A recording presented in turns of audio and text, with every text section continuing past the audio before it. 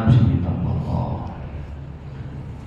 Segala puji bagi Allah yang karena iradahnya, karena izinnya kita mampu melaksanakan sholat subuh secara berjamaah. Di dalam kalimat azan ada yang dijawab sesuai dengan azannya. Misalnya, asyhadu an la ilaha illallah, dijawab asyhadu an la ilaha illallah.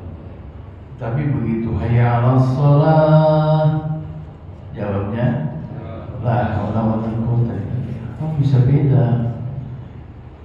Karena begitu banyak orang yang kuat, perkasa, ngangkat galon yang berapa liter itu kuat ya, tapi dia nggak kuat ngangkat kakinya menuju masjid. Nah, itu jadi bisa jadi hikmahnya itu begitu hayya 'alas shalah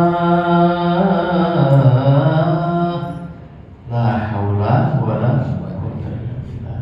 Kita pagi ini berhasil mengalahkan rasa malas, rasa kantuk, kemudian kita ke masjid dan sukses melaksanakan sholat subuh secara berjamaah. Alhamdulillah. Bukan karena kita hebat, tapi memang Allah kasih kita taufik. Karena Dia berkehendak untuk memberikan kita hidayah. Oleh karena itu wajib kita syukuri dalam keadaan sehat, bahagia, damai, wal afiyah wassalama wal barakah wan najah was sa'adah. Kemudian wahada ila dinil Islam yang teristimewa hari ini kita mesti istiqomah dengan agama kita, agama Islam yang dengannya insyaallah kita tidak akan rugi ketika liqa ilallah, berhadapan dengan Allah Subhanahu wa taala. Salawat dan salam semoga tercurah limpahkan pada junjungan kita Nabi Muhammad sallallahu alaihi wasallam. Saya tidak akan lupa salam takzim dan silaturahim khusus buat orang tua kita Bapak Haji Effendi, ketua DKM beserta para stafnya dan jamaah Masjid Raya, Masjid Al-Hijrah. Subhanallah, mudah-mudahan pagi ini mendapat cucuran rahmat Allah Subhanahu wa taala dan pulang dari majelis ini dalam keadaan bersih. Allah ampuni segala dosa. Amin ya rabbal alamin. Saudara-saudaraku, saya ingin sampaikan 5 macam kabar gembira. Yang pertama adalah kabar gembira ini untuk masyarakat awam seperti kita. Awam, pengetahuan agama biasa-biasa aja, bahkan pas-pasan, baca buku malas, baru baca sebaris 2 baris ngantuk, ibadah biasa-biasa aja. Tetapi jangan merasa khawatir atau gentar, karena neraka bukanlah tempat kekal bagimu. Dan sapaan para nabi, para wali pasti datang kepadamu. Jangan sedih atau duka atas kurangnya pahala, dan surga menjadi kepastian bagimu. Subhanallah, ini janji Allah. Kemudian yang kedua, kepada pelaku ibadah atau amal yang ikhlas, janganlah khawatir tidak diterimanya amal atau ibadahmu, ataupun kurangnya pahala, bahkan pahalamu berlipat ganda, berlipat syirah atau bisa kabar gembira. Yang ketiga, kepada mereka yang bertobat, janganlah dosa-dosamu kau risaukan, pasti diampuni, dan jangan khawatir kekurangan pahala, karena sesudah taubat amalmu pasti dibalas pahala. Yang keempat, kepada orang yang zuhud, yang sudah fokus perhatiannya, pandangan dan sikap hidupnya untuk akhirat, janganlah khawatir yaumul mahsyar atau hisab, dan jangan pahala dan pula sedih atau duka. Pahalamu yang berlipat ganda tetap utuh, sedikit pun tidak dikurangi, dan surga menjadi kepastian bagimu. Sedangkan yang kelima, untuk para ulama, janganlah gentar menghadapi hebatnya hari kiamat, dan jangan sedih atau duka. Surga adalah balasan amalmu. Demikian pula orang-orang yang mengikuti laku siapa? Laku para ulama. Inilah keuntungan yang sangat besar. Pak Ustadz, dari mana itu bisa berpendapat seperti itu? Ya, dari kitab ini. Ya. Allah berfirman, innal ladzina qalu, sesungguhnya orang-orang yang berkata. Ini qalunya banyak, ya, karena innal ladzina qalu Rabbunallah, Allah Tuhanku, Allah Tuhan kami, sumastaqamu, kemudian dia istiqomah. Dia dengan sepenuh kesadaran mengucapkan Rabbunallah, Tuhan kami adalah Allah, sumastaqamu, kemudian tidak goyang, mulai dia bersahadat, mulai dia islah sampai dia mati, sumastaqamu, dia istiqomah. Makanya Allah paling suka orang yang istiqomah, walaupun nggak banyak. Tiap hari baca Quran selembar, nggak banyak. Habis Johor selembar, habis maghrib selembar, terus akhirnya sehari semalam dapat 5 lembar. Kalau lembarnya 2 depan belakang, berarti kan 2 halaman ya. Kalau 5 kali berapa? Hampir 10 halaman, setengah juz. Berarti kalau 2 hari 1 juz. 2 hari kali 30, 2 bulan hatam. Sedikit aja terus. Allah juga suka setiap salat baca subhanallah 33.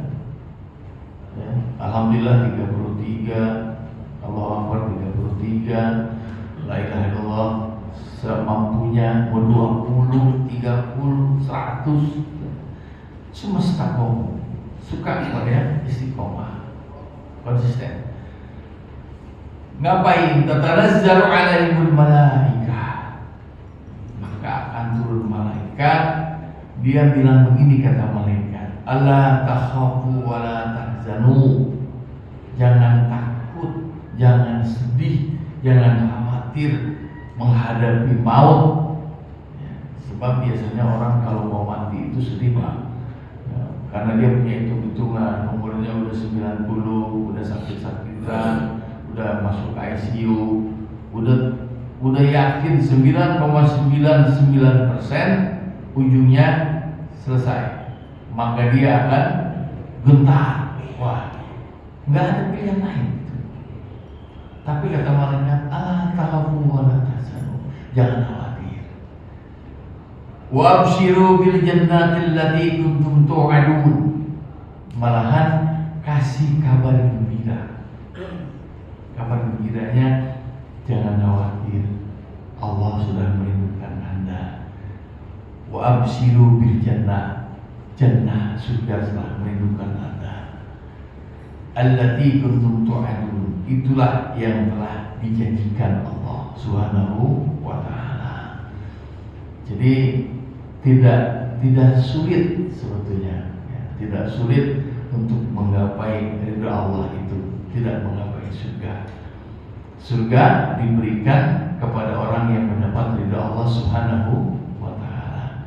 Bahkan nilai ridho dengan surganya sendiri lebih hebat ridhonya. Sebab kita tidak akan masuk surga kalau tanpa ridho Allah. Niat sholat yang ikhlas lebih hebat, lebih berbobot dari praktek sholatnya sendiri. Sebab kalau sholatnya itu riya, pengen dilihat orang, maka dia tidak bernilai apapun. Oleh karena itu niat yang paling penting. Jadi buat orang yang istiqomah, begitu beriman, asyhadu an la ilaha illallah wa asyhadu anna muhammadar rasulullah, kemudian dijalankan ibadahnya sumastaqamu, salatnya sumastaqamu, zakatnya istiqomah, salat malamnya istiqomah, salat subuhnya istiqomah berjamaah.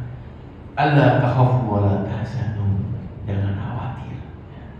Jangan khawatir dengan kematian. Selanjutnya itu surat Fussilat ayat 30. Sedangkan 31-nya nahnu awliya'ukum fil hayatid dunya. Kami pelindungmu dalam kehidupan dunia, wa fil akhirah, dan kelak juga di akhirat. Siapa nahnu itu? Kami yaitu Allah Subhanahu wa taala. Walakum fiha ma tastahi anfusukum walakum fiha ma tad'un. Artinya bagi kalian apa saja yang diinginkan dan diminta pasti ada di dalamnya, yaitu surganya Allah Subhanahu wa taala. Luar biasa. Jadi nyantai aja, nggak usah ngotot ya. Nggak usah ngotot ibadah, nggak usah ngotot Pak. Waktu Johor datang aja ke masjid salat, waktu asar salat aja langsung. Nggak usah ngotot kayak gimana, biasa aja. Jadi dilaksanakan, kalau kita merasa biasa, enteng Pak. Ya enggak, wah sholat ini berat banget. Tapi kalau kita sudah memangnya kerjaan kita, kalau sholat itu nyantai aja. Pas Johor datang ke masjid, insya Allah janji Allah nggak akan meleset. Innallaha la yuhibbul mi'ad. Karena temanya tadi mati atau maut, Ustaz kok temanya kasar amat mati. Ya iyalah, maut kan bahasa Arab, bahasa Indonesia mati ya. Kata Rasul, ini hadis ini Pak sebetulnya perawinya panjang dari anu ke anu. Kemudian diringkas intinya adalah dari Anas bin Malik. Anas itu pembantu Rasulullah SAW selama 10 tahun. Jadi kalau hadis dari beliau yakin benar, ya kan? Yakin sahih, bisa dipertanggungjawabkan. Apa kata beliau? Beliau menuturkan bahwa Rasul pernah bilang, man ahabba lika Allah, siapa yang senang, ahabba itu cinta ya, hub ahabba, man ahabba, siapa yang suka, siapa yang cinta, liko Allah, berjumpa dengan Allah, ahaballahu liqa'ahu, Allah juga cinta ketemu dia. Jadi ini pasti ada orang yang nggak pengen ketemu Allah, sehingga ada ungkapan ini, siapa yang cinta bertemu dengan Allah, Allah suka bertemu dengannya. Waman kariha, siapa yang nggak suka, kariha itu kayak makruh ya, dia nggak suka, dia malas ketemu Allah. Karihallahu liqa'ahu, Allah juga begitu. Allah juga pasti begitu, dia nggak suka. Maksudnya berjumpa dengan Allah melalui kematian, melalui kematian. Kemudian siapa yang suka berlapang hati dengan kematian, memang udah ada orang yang siap mati. Ya sebetulnya kan mati itu kita siap juga mati, nggak siap juga bakal mati. Jadi mendingan kita lapang hati aja. Kita tahu kok kita bakal mati, sehingga nggak usah nyanyi lagu pas umur tuh. Andai ku tahu kapan tiba ajalku, pasti tahu. Nggak akan sampai 100 tahun mati. Selalu hebat itu. Jadi lagu itu menurut saya itu lebay. Jadi nggak perlu kata yang andai ku tahu lah umur manusia berapa sih. Jadi berjumpa dengan Allah maksudnya dikembalikan ke akhirat melewati mati. Orang mukmin hatinya lega menghadapi datangnya maut, karena di saat itu maksudnya sakaratul maut dihibur dengan keridhaan Allah dan informasi setelah matinya. Ada malaikat datang Itu namanya pemberi bisaroh. Nah, bisaroh itu suka dipakai sama panitia nih, Pak. Istilah bisaroh itu. Pak Ustadz, bisarohnya ketinggalan. Maksudnya amplop. Padahal bisaroh yang sesungguhnya adalah kabar gembira dari malaikat, lu mati masuk surga. Ini tempat lu. Jadi nggak usah sedih-sedih banget. Nah itu bisa.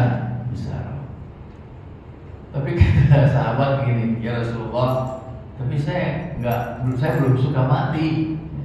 Walaupun begitu, kata Rasulullah, bukan begitu artinya. Malaikat pembawa kabar gembira datang kepada orang mukmin melaksanakan tugas yang memenuhi janji Allah kepadanya. Sebaliknya kepada orang kafir datangnya malaikat menjadi gentar.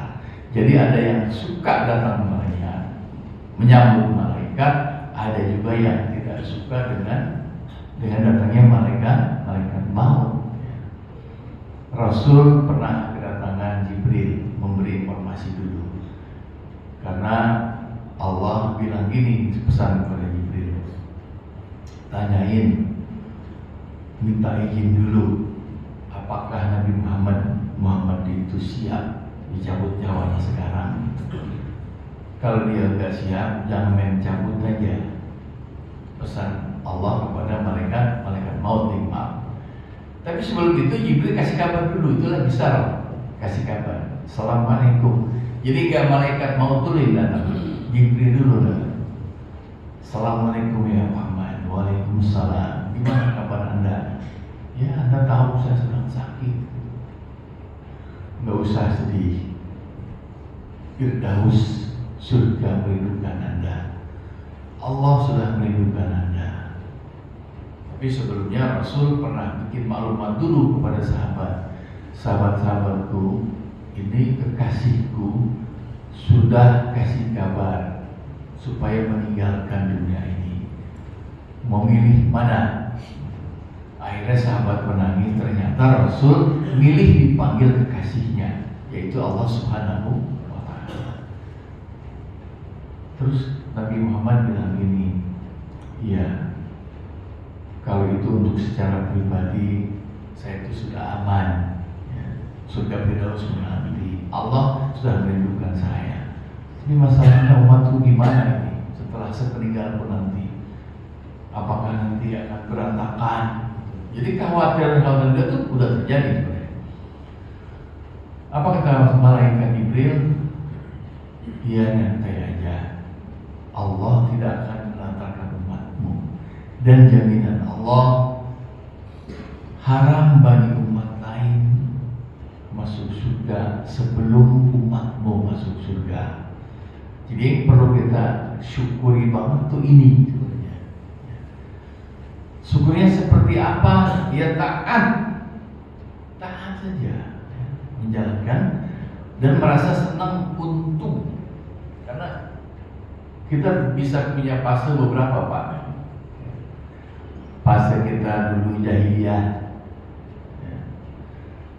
Saya katakan kita bisa jadi saya dan saudara-saudara ketika dulu di zaman jahiliyah kita meninggalkan sholat, kemudian maksiat, senang ngegodain lawan jenis karena nggak tahu, ya kan? Pokoknya sweet aja, ada yang menarik sedikit, udah gitu.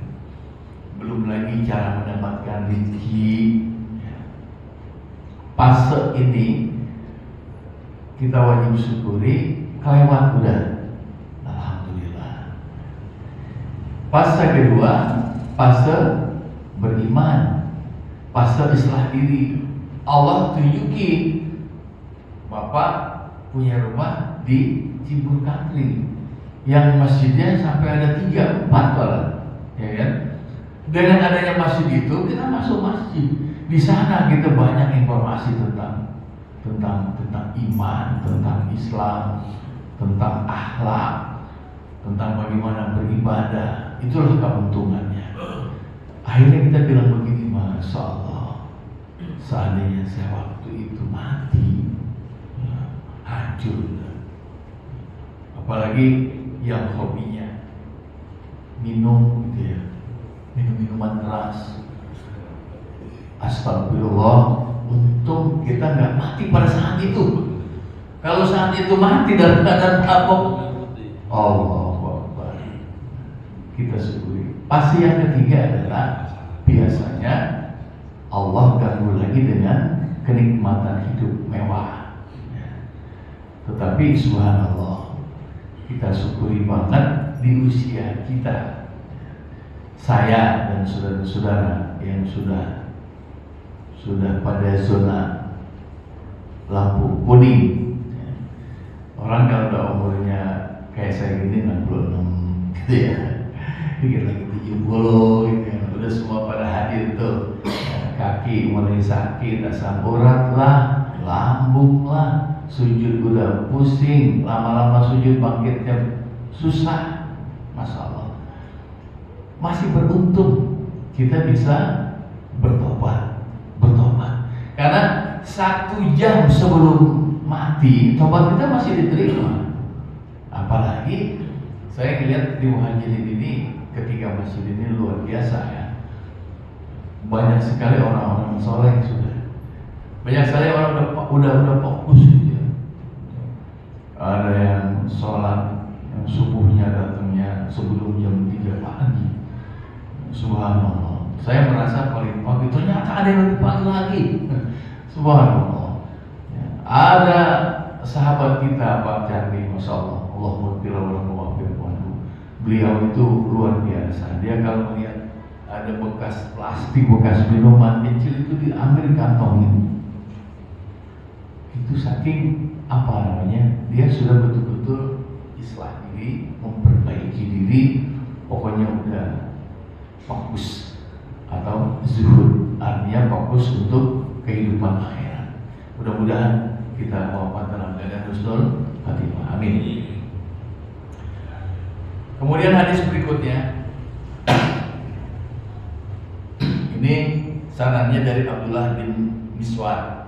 Rasul pernah membaca ayat begini: A'udzubillahi minasyaitonir rajim.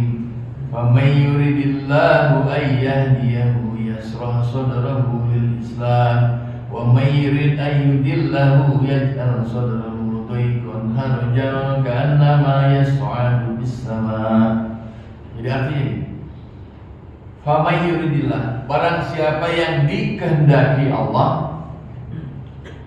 Kalau di Indonesia kan susunannya memang agak sedikit ganjil. Faman, barang siapa, maka barang siapa, yuridillah, dikehendaki Allah, ayyahdiyahu, untuk memberikan hidayah, yasrah sadrahu lil Islam, dadanya lapang menerima Islam. Jadi ada hidayah taufikiyah, ada hidayah ilmiah. Kalau hidayah ilmiah, petunjuk Allah yang didapat dari baca buku, mendengar ceramah, mendengar khutbah, ceramah agama, itu hidayah didapat dari ilmu pengetahuan ilmiah. Tapi ada yang memangnya yuridillah, Allah ini senang karena Allah tahu ini hakikat orang ini baik. Cuman karena dia misalnya terbawa arus, maka dia menjauh. Maka diistilahkan dengan fasik fajir. Ada fasik kufur, fasik fajir. Fasik kufur itu imannya rusak, makin jauh jadi kafir. Tapi orang ini rusak, tapi di dasarnya ada, maka dia akan kembali, dia menjadi fasik fajir. Berharap, ada harapan kembali menjadi seorang taib, seorang yang kembali kepada Allah Subhanahu wa taala. Oleh karena itu, ungkapan Rasulullah, "Faman yuridillahu ayyahdiyahu yashrah sadrahu lil Islam." Barang siapa Allah kehendaki mendapat hidayah, maka dibukanya itu hatinya menjadi lapang kepada agama Islam. Gampang gitu, gampang sekali. Ini ada kisah nyata nih Pak, pengalaman saya di zaman tahun 90-an itu, 91 lah ya, sampai dengan 94 itu musimnya pel itu Pak. Orang kalau pel. Ada teman saya itu kalau pagi sarapan Pak, pel itu yang lonjong-lonjong gitu, kayak opal itu. Ngopinya itu Pak pakai itu. Dia nongkrong dulu di pos satpam, dimakan nyam dorong pakai kopi. Pel anjing. Sampai dia punya motor, maaf agak sedikit menjauh ini ceritanya. Dia punya motor Vespa, dia punya remnya itu apa namanya? Obringnya, operan itu, perselannya putus Pak. Begitu putus, dia minta tolong saya, pasang nih katanya putus punya gue. Dia suruh masang itu, masang tali perselan gitu dari bawah Pak. Bukan dari bawah, dari sini, dari atas. Berantem. Pengaruh obat itu lucu banget ya. Enggak, nih kamu lihatin dulu nih, saya lihat ini dari sini, dari atas, tuh nanti diambil dari bawah sana, baru dipasangin di situ. Oh gitu ya. Nah, suatu hari Jumat Pak, hari Jumat saya kebetulan kata saya dekat perjalanan. Waktu itu kebetulan banget tuh tahun 81 itu, kayak khotbahnya itu Buya Hamka. Oh luar biasa, Buya Hamka masih ada waktu itu, dapat sekali saya itu. Keduanya dia meninggal. Nah, yang sekalinya itu mungkin dia dengar, saya mau lewat teman dia, mau kemana lu? Gitu. Ya sholat lah, gua kan muslim, sholat Jumat. Gua juga muslim, di mana orang mabok gitu ya. Gua juga muslim lah, lu kok nyinggung gua? Ya sholat dong kalau muslim. Iya sholat. Dalam mana mabok loh Pak? Dia jalan itu saya duduk gini karena jalan usah wudhu dulu. Sejak itu Pak, sampai hari ini istiqomah. Jadi saya yakin banget dengan ungkapan Rasul ini, "Famay yuridillah yahdiyahu yashrah sadrahu lil Islam." Maka dia welcome kepada Islam. Karena memang Allah tahu dia sebetulnya orangnya ada iman. Tetapi wa may yurid ayyudilluhu yaj'al sadrahu dhayqan. Tapi kalau Allah tidak menghendaki untuk hidayah Allah, artinya Allah memang sudah membiarkan, seperti sikap Allah kepada orang kafir. Yaj'al sadrahu dhayqan, Allah akan buat dia dadanya itu sempit. Ya, kalau misalnya dikasih penjelasan dalam perspektif Islam, oh itu bukan begitu, kok sempit banget gitu.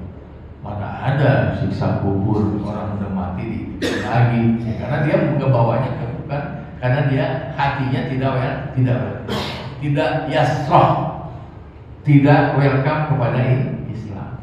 Maka dia menjadikan yaj'al sadrahu dhayqan, dijadikan hatinya itu sempit. Harujat kan nama yas'adu bisama, seperti susahnya kalau naik langit. Naik langit gimana? Jadi ungkapan tidak mungkin kalau memangnya Allah sudah wa mayyidhu fala hadiyalah.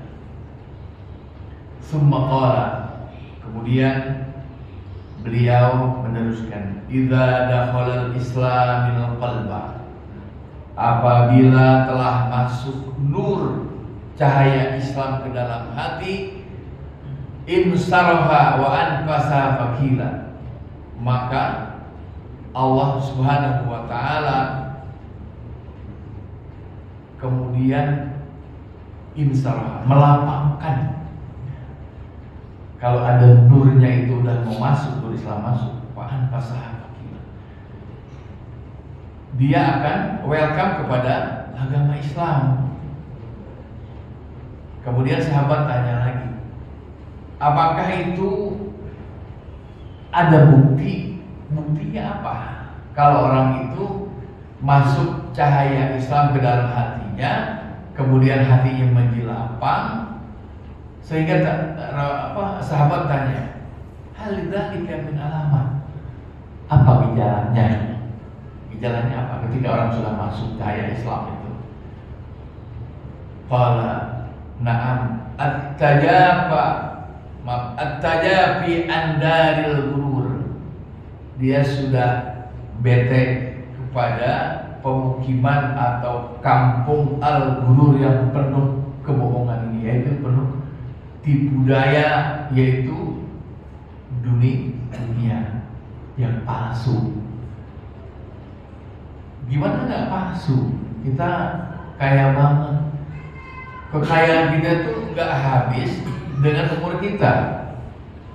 Umur kita, contoh gini aja. Saya, hobi saya ini suka banget masakan Betawi ya, kayak soto Betawi, sate, gulai, gitu ya. Tapi ketika saat ini, saya tuh udah nggak bisa, nggak boleh. Kata dokter, apalagi ikutin dokter Pak.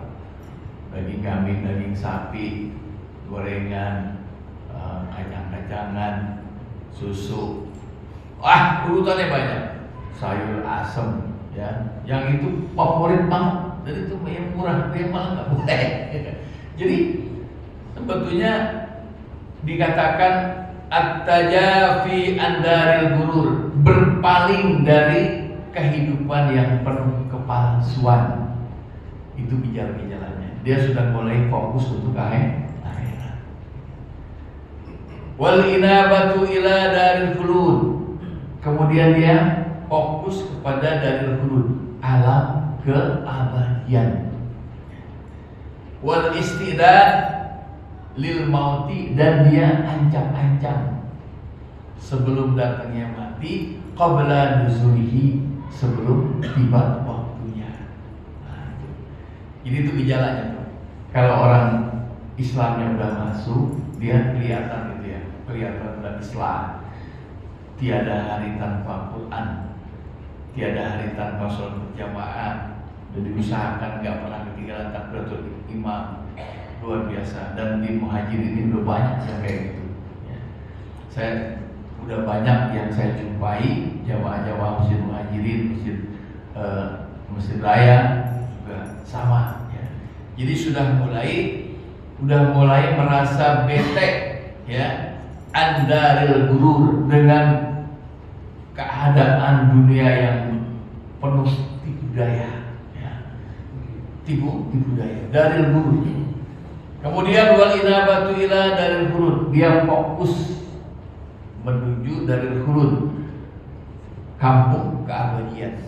Wal istidad lil mauti, dan dia lapang hatinya menghadapi maut, dan dipersiapkan qabla nuzuli, sebelum datang maut itu. Jadi itulah ketika cahaya Islam menembus dalam dada seorang, menjadi lapanglah dada itu ditanyakan kepada beliau, yang demikian itu punya bukti ya. Buktinya tadi itu, ketika udah ada buktinya, maka faktanya itu orang menjadi at-tajafil adaril. Dia udah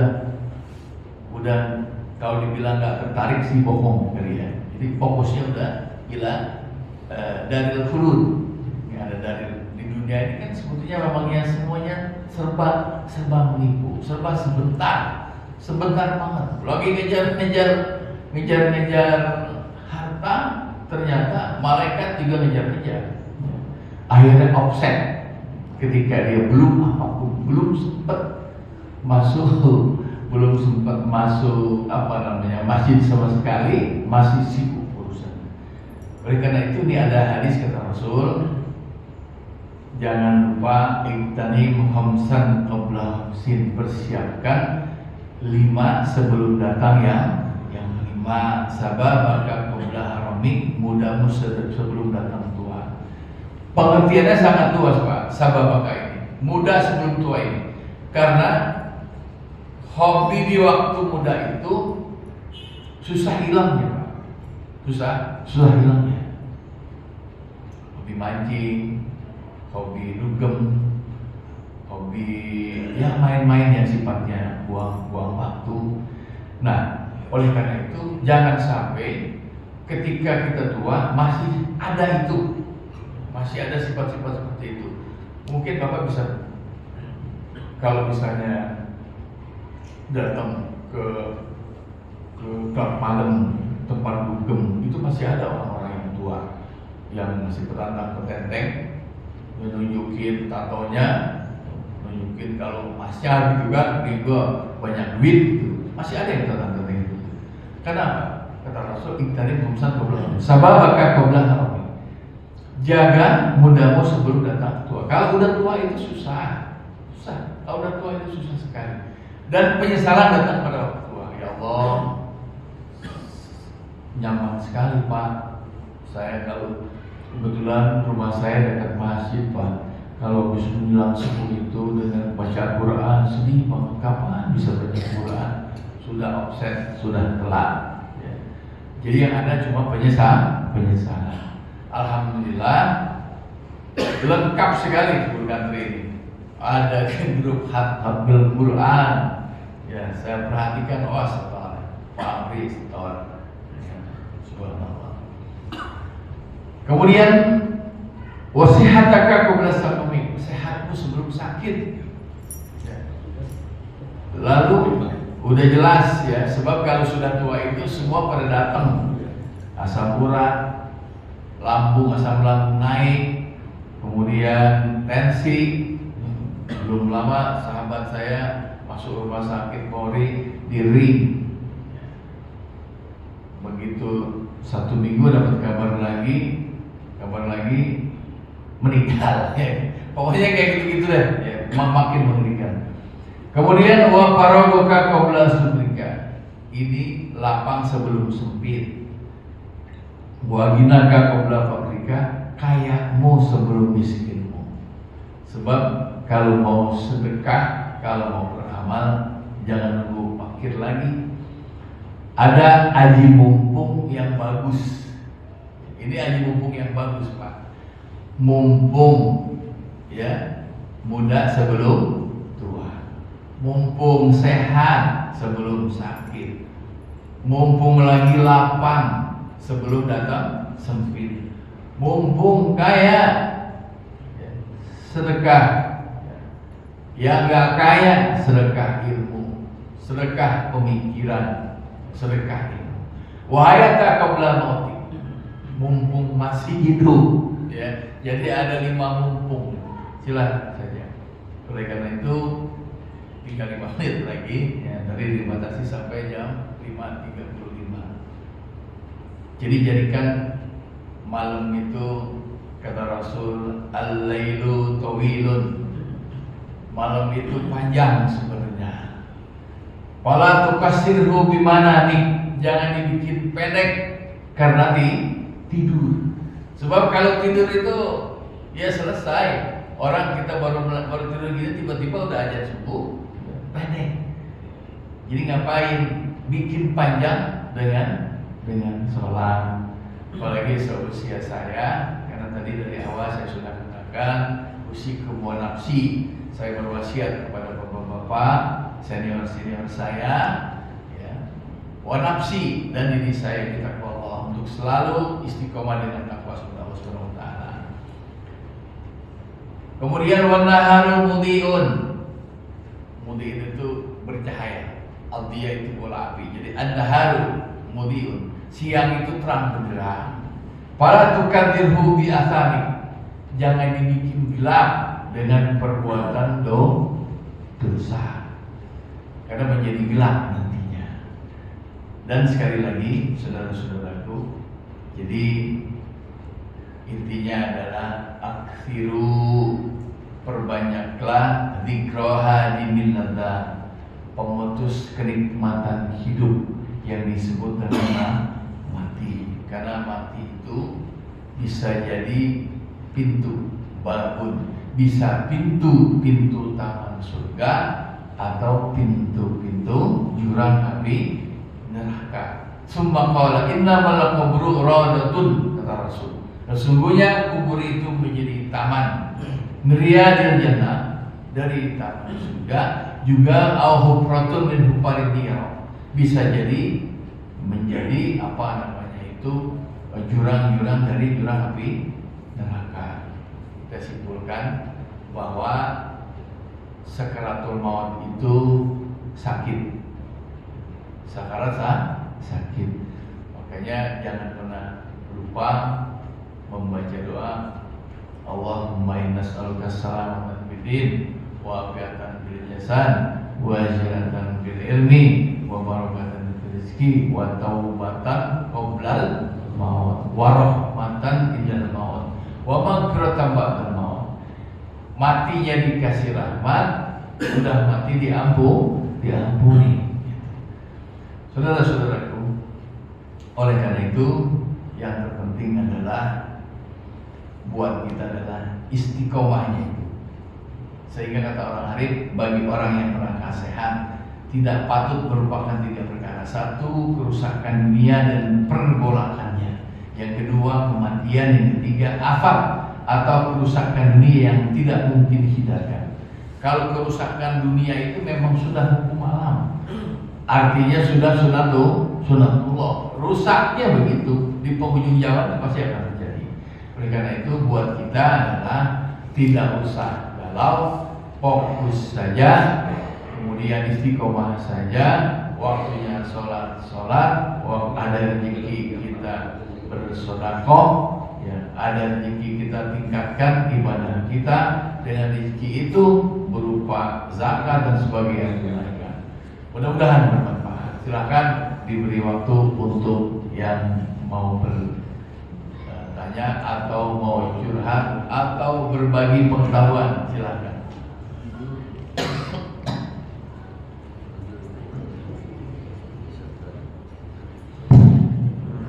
Assalamualaikum warahmatullahi wabarakatuh. Waalaikumsalam.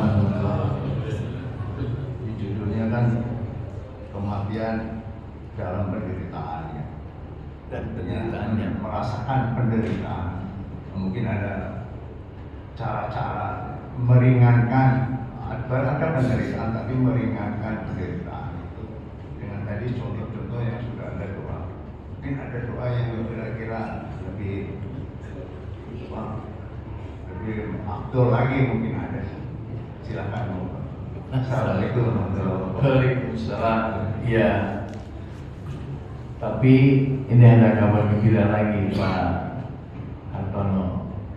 Ketika Rasul dicabut nyawanya, dibilang gini, wahai malaikat, bisa lebih sakit lagi enggak? Nantangin ya. Bukan nantangin sojago, tapi supaya umatku ini tidak merasakan sakitnya. Jadi udah diwakili dengan Rasulullah SAW. Maka kemudian jangan khawatir juga. Wan nazi'ati gharqa, wan nasiqati nasta. Demi malaikat yang nyambut nyawa secara keras. Makanya tadi ada bisyarah tadi. Kemudian wan nasiqati nasta. Demi malaikat yang mencabut nyawa secara pelan-pelan. Wallahu a'lam. Saya sendiri belum bisa kasih tahu karena saya belum pernah merasain itu. Belum pernah ngerasain itu. Tapi yang paling saya takuti juga sama Pak Tono, ya kan? Karena kita ada ini cerita ini Pak, cerita asar namanya sahabat Abdullah bin Amr bin As.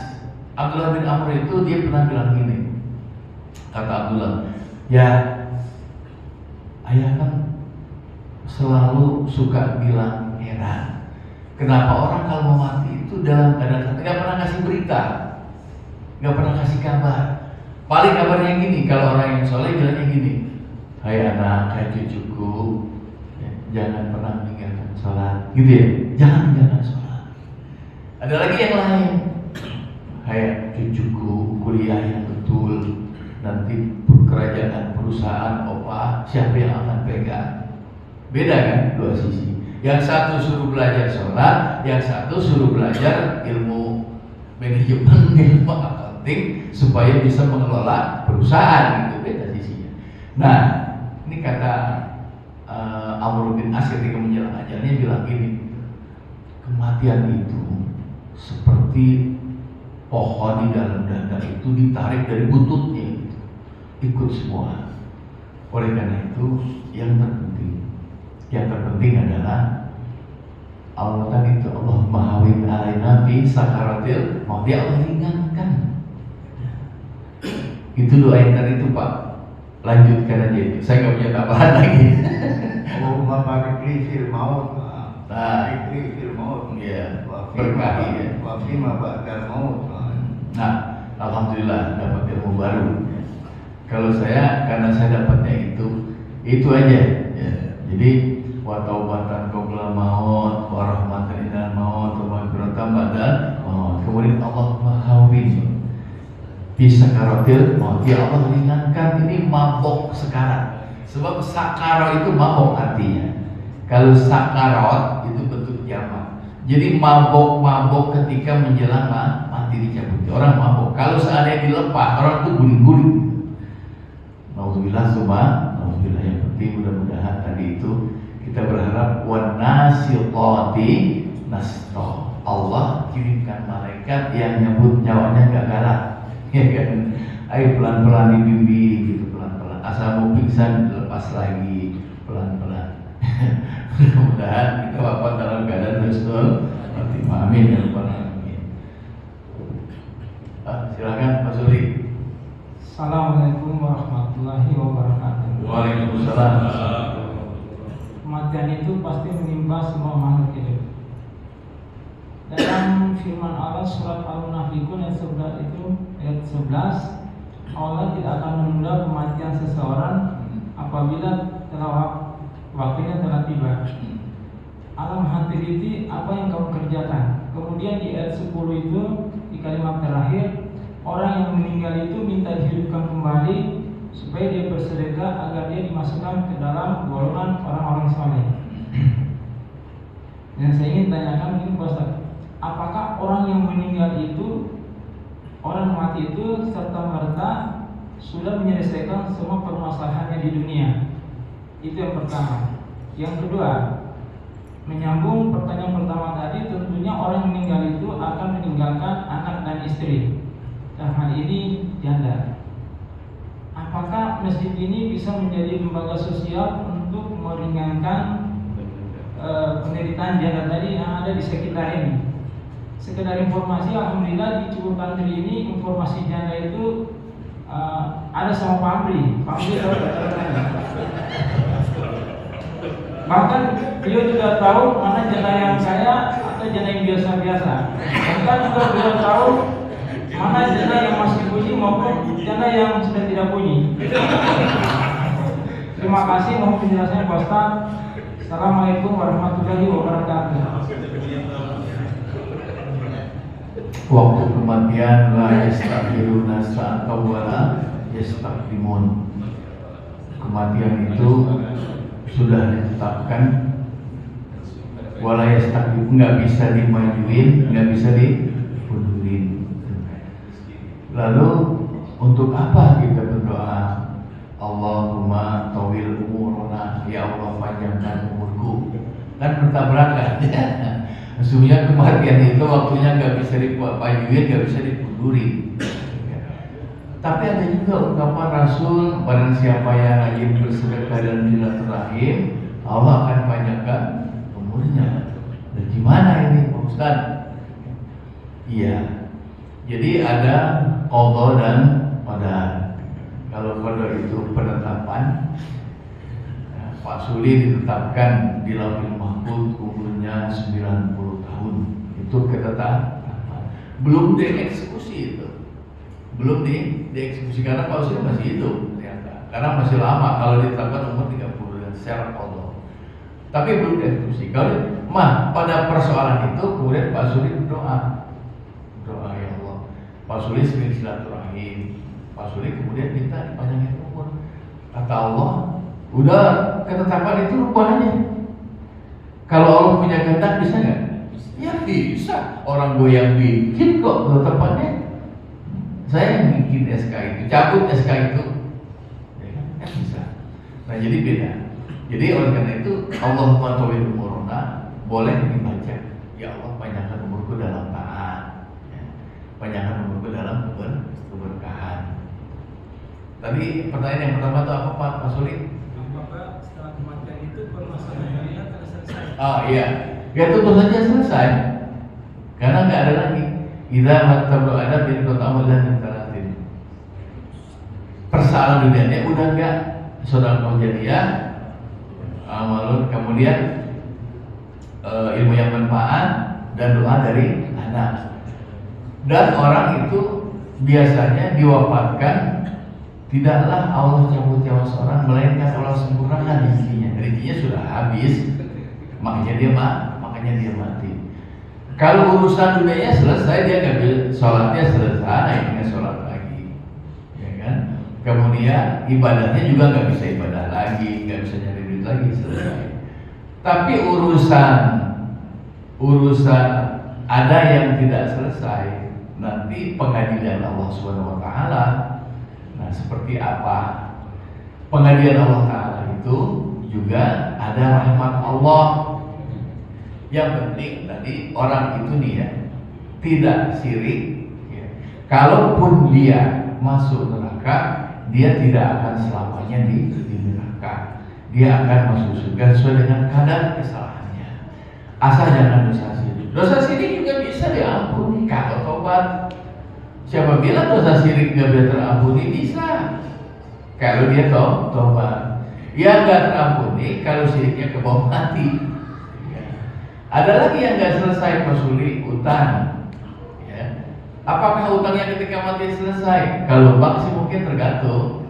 Kalau dia misalnya di bank itu ada perjanjian asuransinya ya, asuransi kredit, selesai. Tapi kalau dia nggak selesai juga itu. Tapi di akhirat nanti ada yang namanya hak adam, hak adami. Hak adami itu berupa dia pernah bergibah, pernah minjem uang belum ganti, pernah ngambil barang yang nggak dikembalikan, ya, pernah menghina. Selama dia belum selesaikan atau mengganggu istri orang, gitu, itu hak adami, hak sesama manusia. Sehingga tobatnya agak susah. Yang pertama, kalau tobat yang normal, ya meninggalkan sholat, kemudian tidak menunaikan zakat, berbuat zalim, dia minta ampun, janji gak ngulangin lagi, ya.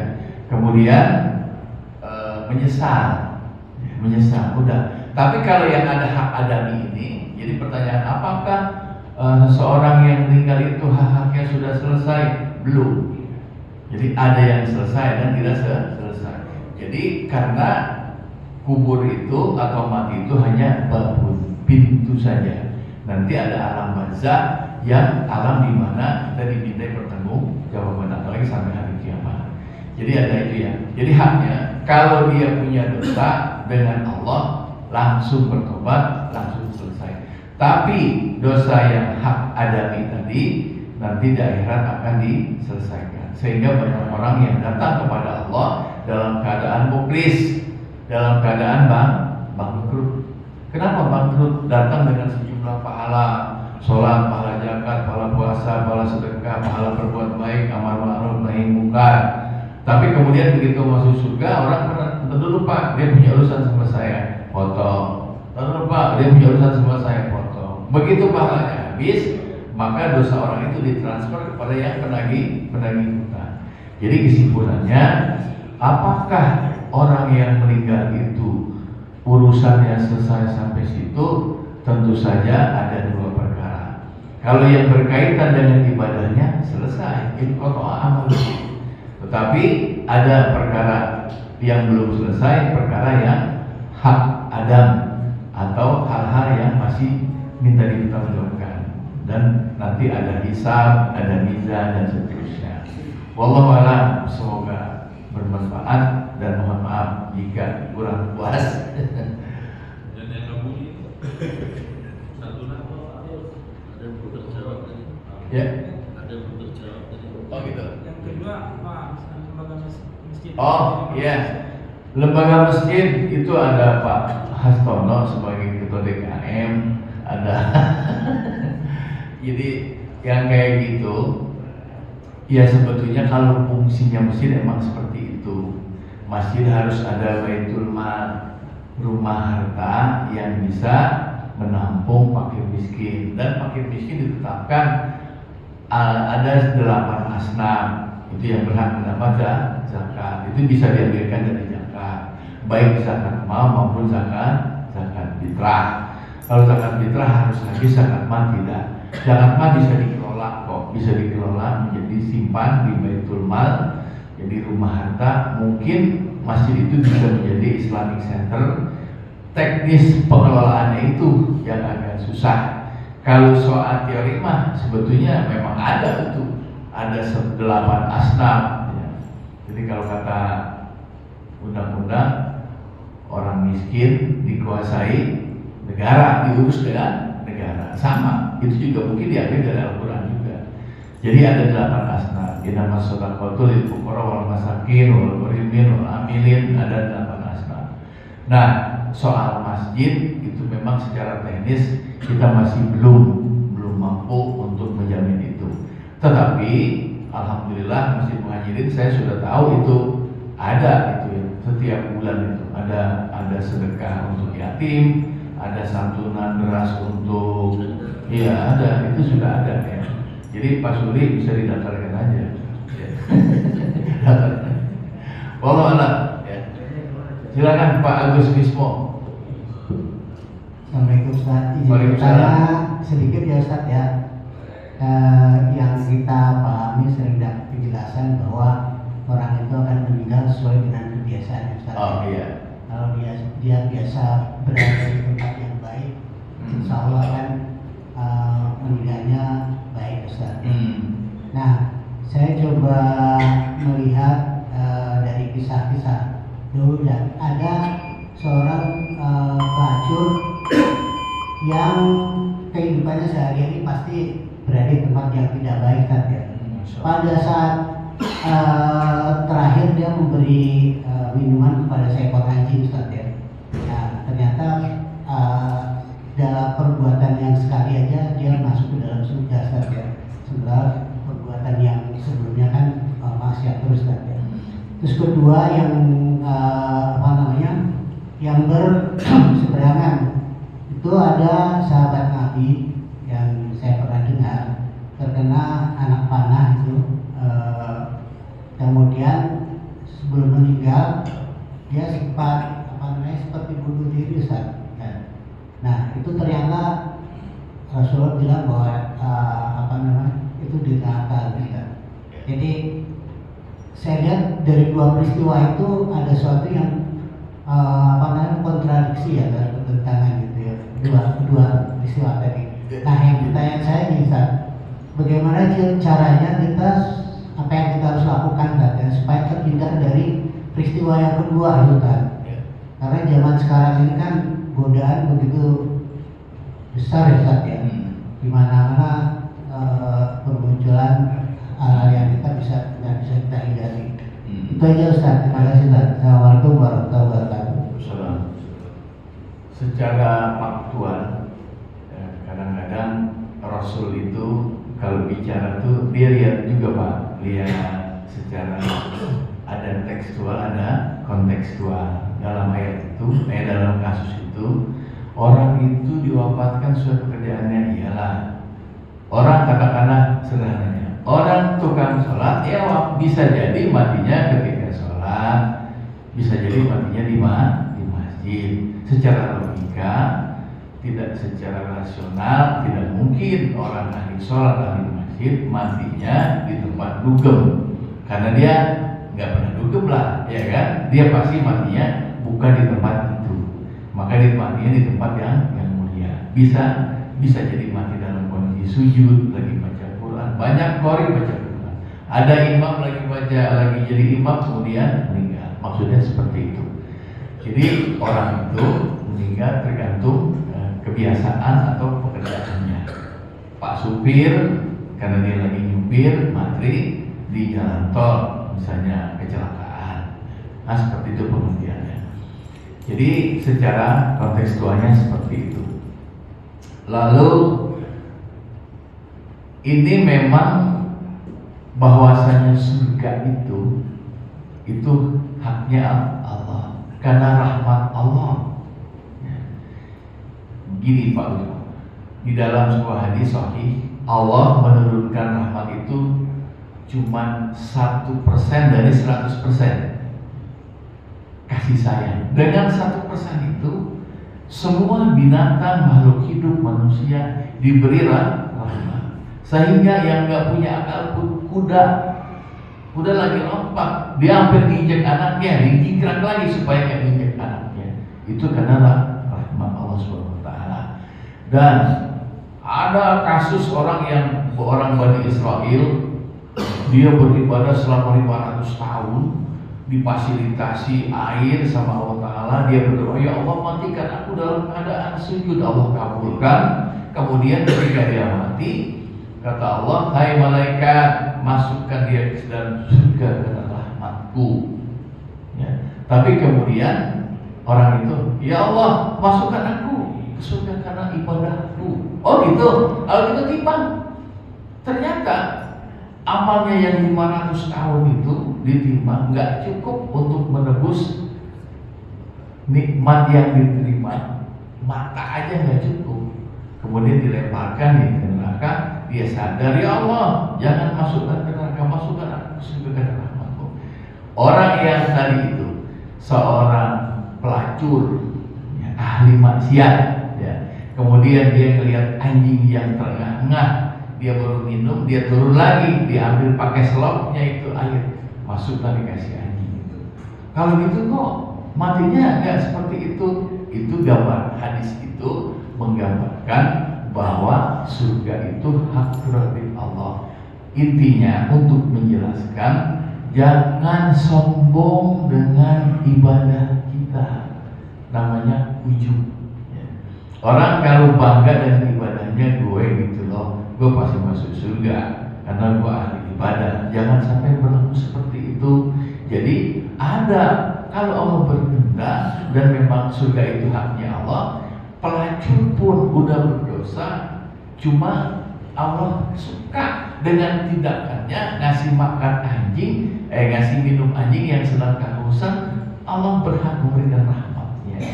Jadi sebenarnya tidak ada kontradiktif, cuma beda konteks saja. Udah terakhir apa lupa saya?